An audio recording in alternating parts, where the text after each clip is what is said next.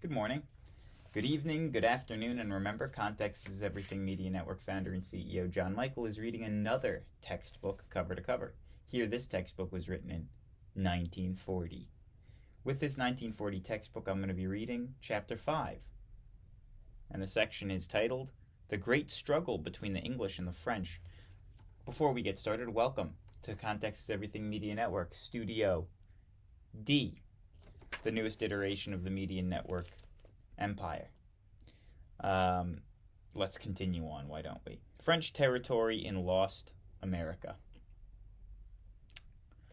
The French and English settlements. The early French colonists made their settlements along the St. Lawrence Valley. A few brave French settlers moved westward and settled along the Great Lakes. Later, the French began to settle the Mississippi Valley. The French were clever. They strengthened their claim to the Mississippi Valley. They did this by building a chain of forts from Quebec to New Orleans. The French possession in North America formed a huge arm which backed the English advance to the west. The English settlements stretched along the Atlantic coast. They extended from Maine to Georgia. The English did not go farther than about 150 miles inland from the coast. The Appalachian Mountains were a great barrier between the English and the French lands. As long as the English colonists remained content in the Atlantic coast, there was no difficulty. The real trouble between the French and the English began when the English decided to cross the Appalachian Mountains. These daring English settlers paid no attention to the French land claims. They insisted that the whole territory from the Atlantic coast to the Pacific Ocean belonged to England. The daring English began to settle on the disputed territory west of Appalachian Mountains. Several times, the English colonists actually went to war with their French neighbors. It seemed that the English and the French settlers could no longer live in peace with one another. Causes of rivalry. I'll show you this here. If you see this map, so you can see the mountains and you can see the borderline. And so England is on this side by the water, and France is over there. Causes of rivalry. There were three chief reasons why the English and the French were great rivals. 1. The great rivalry between England and France in Europe was a rivalry nationally spread in the colonies in the New World. What? The great rivalry was between England and France in Europe. This rivalry spread to the colonies in the New World. 2. Disputes over the land and claims in America added to bitter feelings between the two nations. And 3. There was trouble over fur trade. The French were very successful fur traders. Somehow the French trappers got along well with the Indians. This fact caused great jealousy on the part of the English traders. The Ohio Company. The Ohio Valley was an attractive place. Both England and France claimed this valley. The English tried to strengthen their claim by sending settlers to the region. The Ohio Company was formed on the purpose of settling the Ohio Valley. The French could not hope to send as many settlers as the English. In America, there were 15 English settlers for every French settler. The French depended upon their fort as means of strength and their claims to land. The forts were intended as a warning to the English. They were to show that the French intended to hold the Ohio Valley. The governor of Virginia takes action. The French had built Fort Pasquay Isle near the present site of the city of Erie, Pennsylvania. They also built Fort Le Boeuf on the branch of the Allegheny River. These two forts were in the region claimed by the English. Locate these two forts on the map on page 167. Again, this is a textbook from 1940. The governor of Virginia takes action. Governor Robert Dinwiddie of Virginia heard about the French forts. He was very angry. that the French had dared to build forts on a land claimed by England. Governor Dinwiddie decided to notify the French to leave the Ohio Valley. He needed a reliable officer to carry the message to the French. Governor Dinwiddie chose Governor Dinwiddie chose George Washington to deliver the important message. A young George Washington was a major in the Army of Virginia. The governor trusted the young major. Major Washington delivered the message to the French commander. The French refused to leave the Ohio Valley. Before long, the French and the English were engaged in a great war. This war began in 1754, and it came to be called the French and Indian War.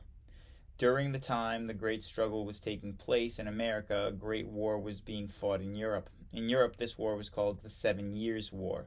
In America, it was known as the French and Indian War. The French and Indian War. The warring colonies. The English believed that it would be easy to defeat the French.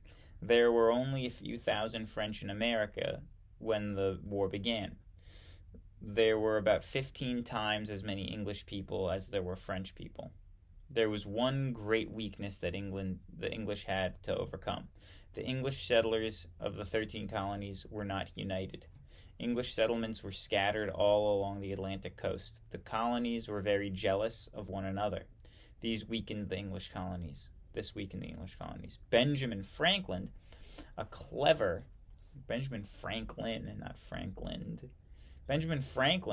American, urged the people of the English colonies to unite.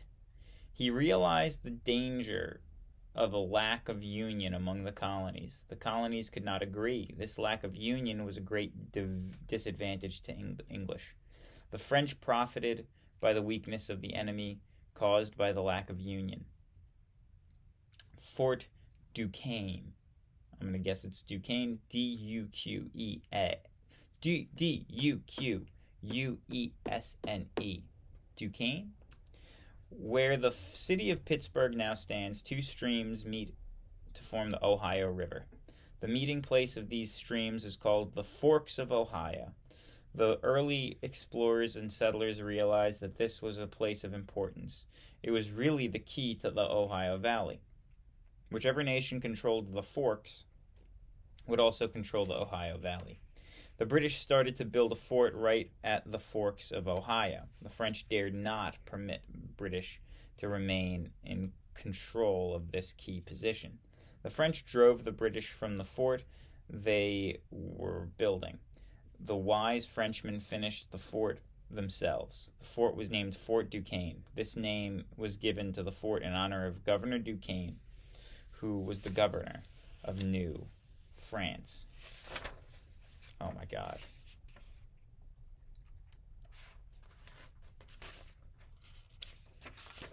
How long is this? And don't mind me. I'm just, okay. General Edmund Braddock. The King of England sent General Edmund Braddock to take charge of the English army in America. General Braddock planned to capture Fort Duquesne. The army general under Braddock was not well suited for the task of capturing Fort Duquesne. Neither the British soldiers nor their general knew anything about the way fighting was done in the New World. All of their training and fighting had been done in Europe. General Braddock also had 450 Virginians under his command. These Virginians were backwoodsmen. The uncleared forests and unsettled regions were called backwoods. The men who lived in these regions far from the settled areas were backwoodsmen. The 450 Virginian backwoodsmen were clad in buckskin. Skins of deer were made into strong leather called buckskin. The backwoodsmen were experienced Indian fighters. These men had their own way of fighting. They elected their own officers. The British never understood the backwoodsmen. The British Army had threefold army. 1. There were the well-trained, well-clothed British troops from England. 2. Next were the 450 backwoodsmen from Virginia. 3. Last but not least, there were about 50 Indians. These were brightly colored. What? These were brightly colored in their war paint. There were 50 Indians. These were brightly covered in their war paint. General Braddock never seemed to realize the fighting value of the backwoodsmen and the Indians. He did not believe in their method of fighting. That is why it is said that General Braddock did not use his forces to his best advantage. Braddock's defeat. Suddenly, General Braddock found his army caught in a regular backwoods fight. The French and Indians had taken him by surprise. The general was puzzled. He did not know how to direct the battle when the enemy fought from behind the trees and the rocks. General Braddock was a man of courage. He tried to encourage his men. 4 horses were shot under the brave general. Then he fell seriously wounded. The loss of the leader caused great disorder in the British ranks. General Washington takes command. Young Major Washington took command of the British Army. His uniform had been pierced by bullets, but he himself was unharmed. Major Washington succeeded in getting good order among the soldiers. He knew that the British were beaten, so he planned an orderly retreat. A retreat means the army moves back to seek shelter from the enemy. By leading an orderly retreat, Washington saved what was left of the British troops. The French had won a great victory. They remained, for the time, the masters of the Ohio Valley. From retreat to victory. After much fighting, the tide of war changed. Little by little, the French began to lose. Little by little, the British began to win. The English and in England began to take more interest in the war going on in America. William Pitt was high officer of English government. He was a clever man because he realized the value of the colonies in the New World. He sent men and ships to aid the English fight in America. He also sent an able general named James Wolfe, the last French stronghold. The French still had Quebec and the capital. The French still had control of Quebec, the capital of New France. This was a strongly fortified city. The British general James Wolfe determined to capture Quebec. He knew that if he could take Quebec, French power would be broken in the New World. The French had 2 good reasons to believe that Quebec could not be captured. 1. Quebec was well protected by nature. The upper town was built on top of a rock of Quebec. This was really flat plain on top of a steep hill. This plain was called the Heights of Abraham. It would be difficult for the enemy to reach the city perched on top of rock of Quebec. The city could be reached only by climbing a steep, dangerous path. 2. Quebec was defended by General Montcalm. He was a man of great ability and great courage. General Wolfe had a clever plan to capture Quebec. General Wolfe ordered a picked force of men to embark upon a British warship. The act of getting on the ship is to embark. The warship was ordered to sail along the river quietly in the dead of night. A few days earlier, James Wolfe had discovered a path. This path ran from the river up to the Heights of Abraham, where the city of Quebec was located. General Wolfe ordered a landing to be made at the proper place in the riverbank. This was at the foot of the path. The British troops landed quietly. The entire British force reached the Heights of Abraham safely and quietly. The British force numbered 4,500 men. Quickly they arranged themselves in battle formation. The French were greatly surprised. They bravely came out to meet the enemy. The battle was desperate, but it was short. The French were forced to surrender Quebec. To surrender means to give up possession of a thing or a place. It was a terrible blow to the French to be forced to give up their capital. 2 heroes. James Wolfe, the commander of England, was seriously wounded in the Battle of Quebec. He died thanking God that his men had won victory. General Montcalm. The French commander was also seriously wounded. His last words were, "Thank God I shall not live to see the surrender of Quebec." I don't know how to do a French accent. That was a Frenchman. French power ended in America. The surrender of Quebec marked the end of New France. The Treaty of Peace was signed at Paris of 1763. France was forced to give up her possession of the new America. England was now the strong power not only in the New World but also in Europe. The map shows how North America was divided by the Treaty of Paris.